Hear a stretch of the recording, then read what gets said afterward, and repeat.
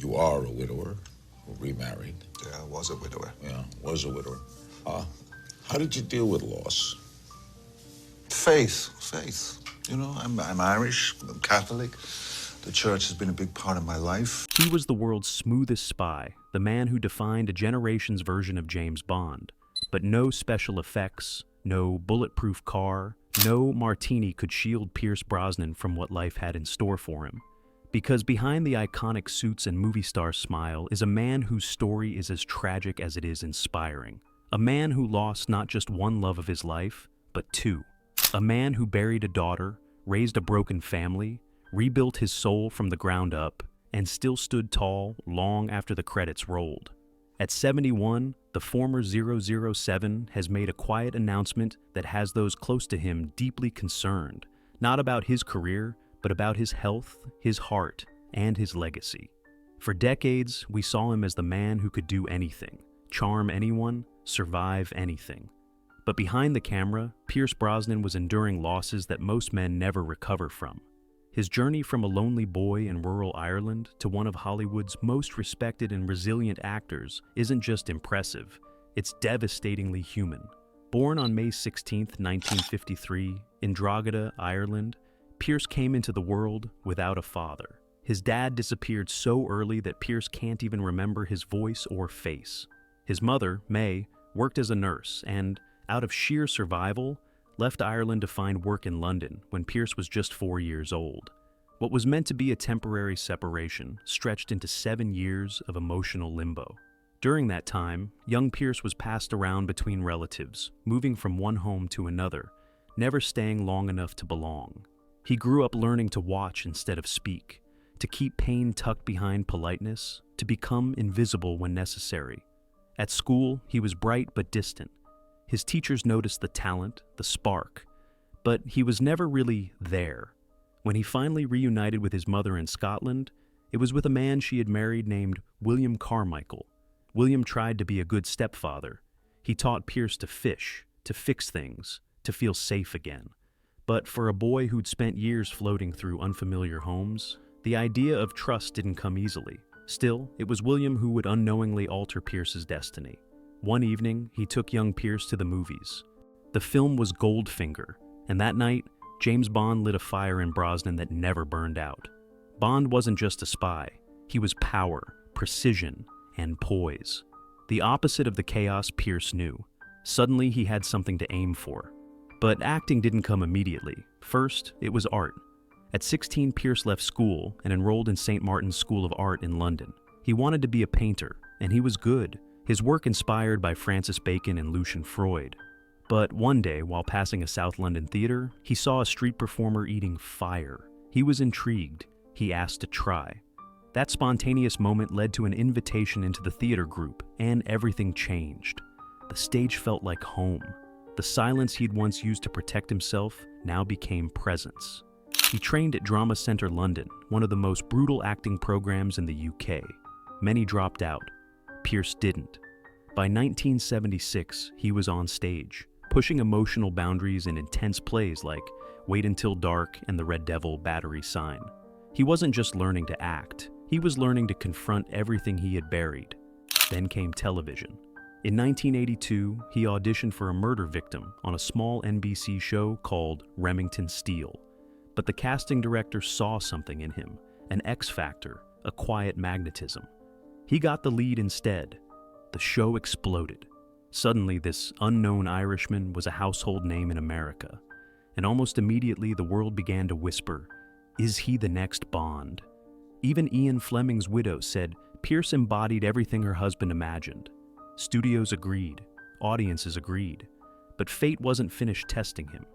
Just as he was set to take over the Bond franchise in 1986, NBC reversed their decision to cancel Remington Steele, hoping to ride the Bond buzz. Brosnan was locked in. The role went to Timothy Dalton. Pierce lost Bond, and shortly after, he began to lose something far more important: his wife.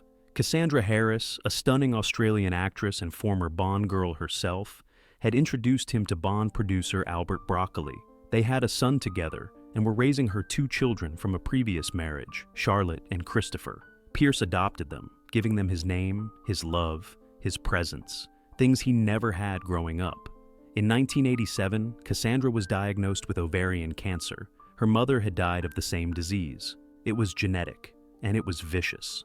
Over 4 painful years, Cassandra underwent 8 surgeries and endless rounds of chemotherapy. Brosnan was with her every step of the way. He stayed up at night researching treatments, holding her hand, hiding his tears from their children. When she passed away in 1991 at just 43, Pierce said it was the first time he truly understood what grief meant. But tragedy wasn't done with him. In 2013, Charlotte, the girl he'd adopted, raised, and loved as his own, was diagnosed with the same cancer. She fought for 3 years, she got married, and then, 2 weeks later, she died. She was 41, her daughter was 15, her son, 8. The exact ages Pierce's children had been when Cassandra died. The echo was cruel, the symmetry unbearable. Still, Brosnan didn't collapse. He kept showing up, for work, for his kids, for the causes he now championed: cancer research, women's health, genetic testing, environmental justice. In 1994, the call finally came. He was officially James Bond. GoldenEye broke box office records. Pierce did 90% of his own stunts, including a terrifying bungee jump insurance companies refused to cover. The film saved the franchise and led to 3 more mega hits: Tomorrow Never Dies, The World Is Not Enough, and Die Another Day. But even as fans celebrated his success, Brosnan was still grieving. Behind every smirk and stunt, there was pain. And in 2004, just as he was preparing for a 5th film, the producers called him out of the blue and ended his contract in under a minute, just like that. The man who'd saved Bond was told, "Thank you very much, goodbye." He wept. He fell into a deep depression. Studios pulled out of projects. His asking price dropped. It was rock bottom all over again. But through it all, one person stood by him: Keely Shea Smith. They had met in 1994, fallen in love instantly, and married in 2001 in an Irish abbey. Over the years, tabloids mocked her appearance. Trolls attacked her weight.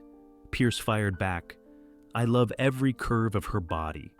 In 2024, Keely lost 100 pounds, not to impress anyone, but to honor her own health. That same year, she and Pierce celebrated 23 years of marriage. "You are the finest, loveliest, tenderest person I have ever known," she wrote. Pierce called her his North, South, East, and West. They raised 2 sons, Dylan and Paris, and built a love so grounded it withstood grief, fame, and betrayal. Meanwhile, Brosnan kept working. He became a UNICEF ambassador, marched with Greenpeace, and gave speeches about climate change and cancer. He played wise kings, grieving fathers, conflicted spies. He even stepped into the DC universe as Dr. Fate in Black Adam, a fitting role for a man who understands that power is nothing without purpose. But not all wounds have healed. His adopted son, Christopher, fell into addiction after Cassandra's death. Drugs, jail, a coma. In 2024, he was spotted for the first time in years, frail, alone. Pierce has never given up on him, and now, as he slows down, friends say Pierce has begun preparing for what comes next. Not a movie, not a role, but the final chapter, the one none of us can rewrite. And after all he's endured, loss, betrayal, triumph, he approaches it with the same grace that's defined him all along. Pierce Brosnan was a legend, then this happened. And because of all of it, he became something even more enduring than Bond. He became real.